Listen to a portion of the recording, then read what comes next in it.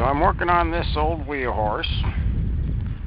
This is a 1965 model 1055. First thing I do is try to fix everything back to original, get everything working properly. So the belt guard had a few issues. You need the belt guard on there to have the belt disengage properly. So I went ahead and fixed one of the pieces that was broken off back here that this mounts to. That's a common problem. Luckily the broken piece was in the toolbox on this tractor.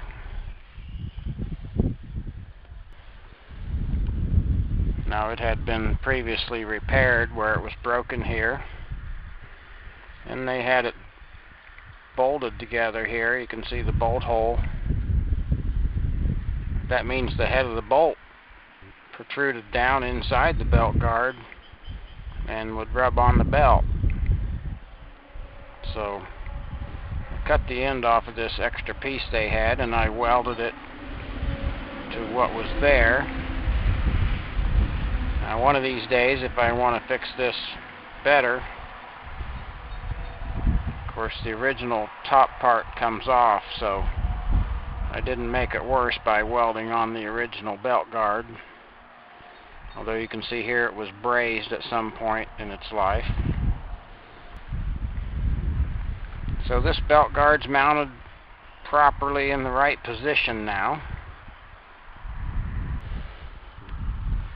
So with this belt guard design, there's a lot of exposed area on the belt down here, and that makes it difficult for the belt to release. When you push in the clutch, the belt needs to release, and if the belt keeps running, then you'll grind gears. When you're changing gears, you won't be able to get it in the gear properly. So that belt needs to stop when you push in the clutch.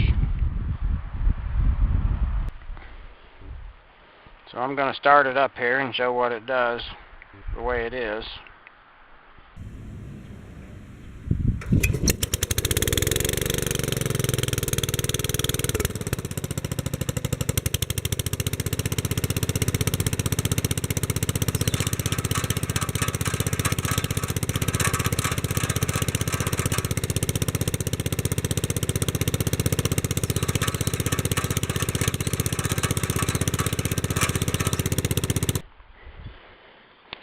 So you can see the belt don't release very well there when you push in the clutch. So one thing that Wheel Horse made was this piece, which luckily was in the toolbox. It's merely a stamped piece of steel. It's got a cut in it right there, so this piece is bent back.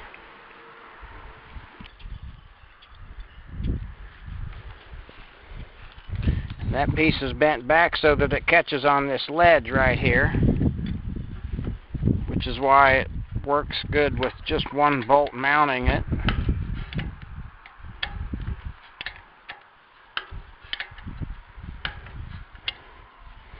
Luckily this piece was in the toolbox also.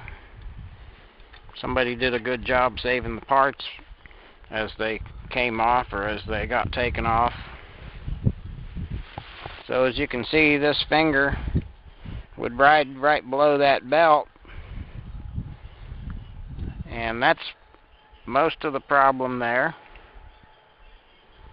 So let's start it up and take a look at what it does now.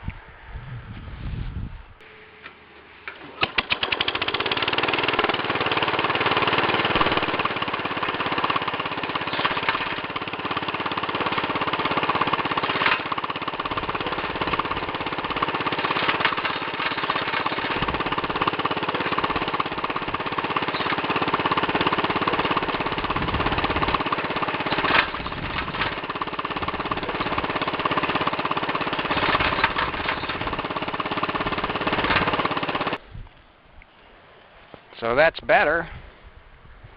Part of the problem with this one is I just put a new belt on it, and it was an inexpensive belt.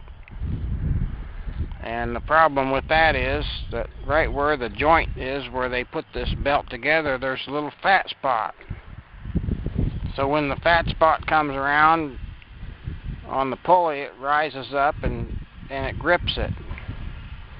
And so that's why it's got some excessive vibration there.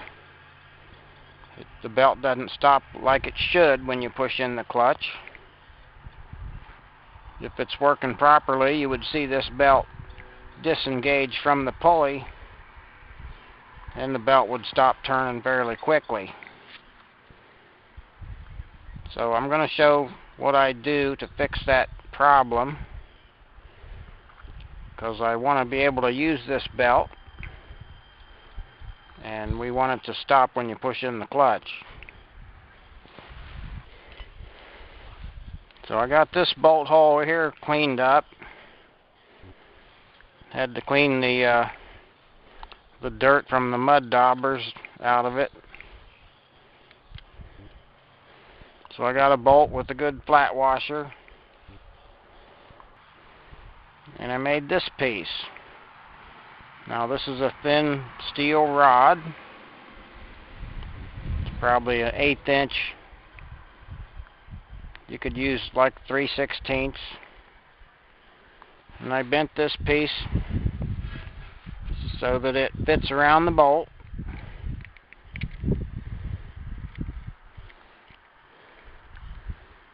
And I bent this piece so that it comes out and protrudes over the belt. So with that slot, I have some adjustment to move this up and down.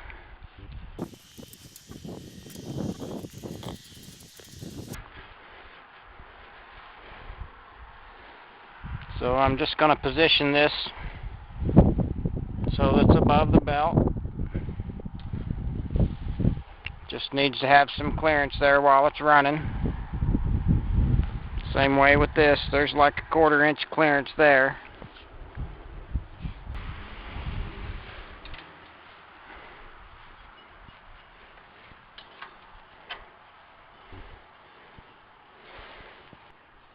Possibly should have made the piece longer so it could come over this way a little bit and be over the top of the belt back here. Let's see what that does.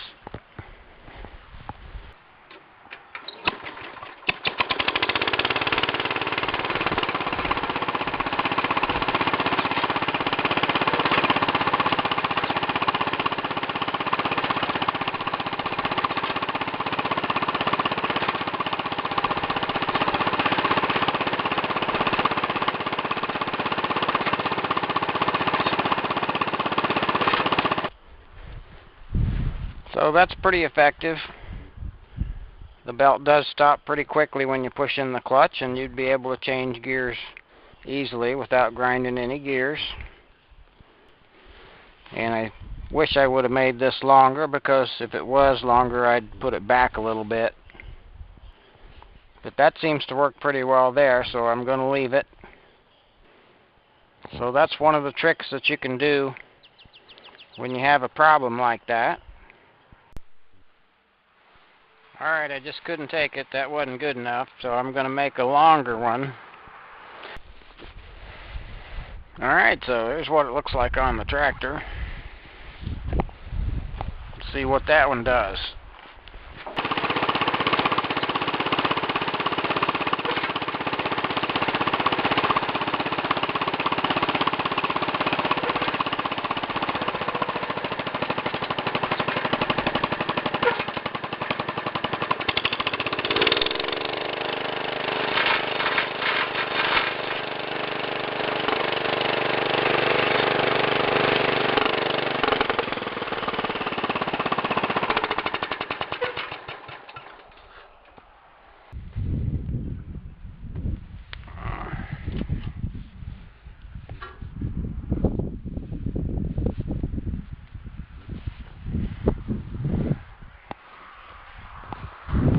Didn't seem to like it when I went to higher RPMs there.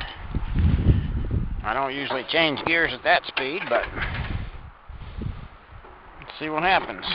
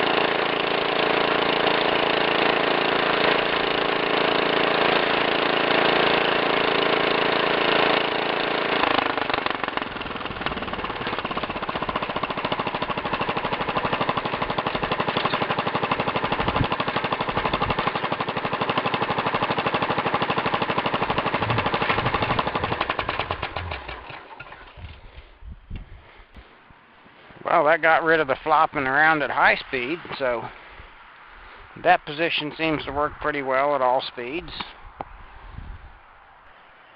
So the 1055 has a special pulley on it because the block is wider than an 8-horse block. So this is the pulley that's supposed to be on there. And it was a little bit damaged where somebody had tried to pry it off. So I straightened that as best I could. And then I put it in the lathe and I trued up each side of that V-groove. So now it's nice and smooth in there like it should be.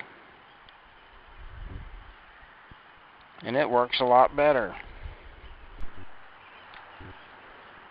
So this is the wrong pulley that I was trying to make work. And we're looking at this groove right here. And you can see that it has a lot of pits from rust inside there. So that's what was grabbing the belt and preventing it from working correctly. Alright, now that I have a good pulley on there, do you still need this piece? Let's find out.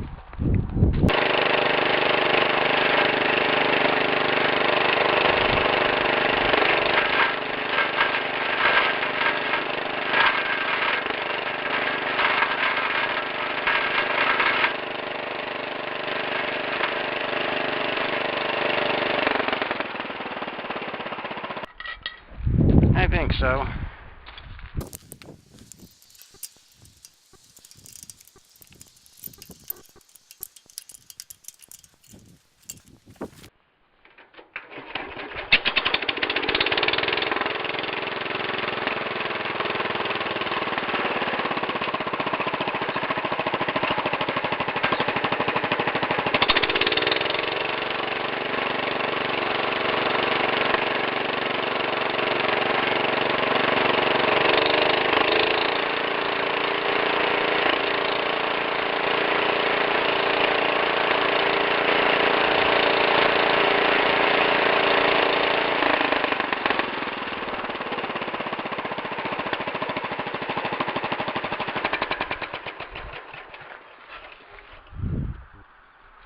Alright, that's it.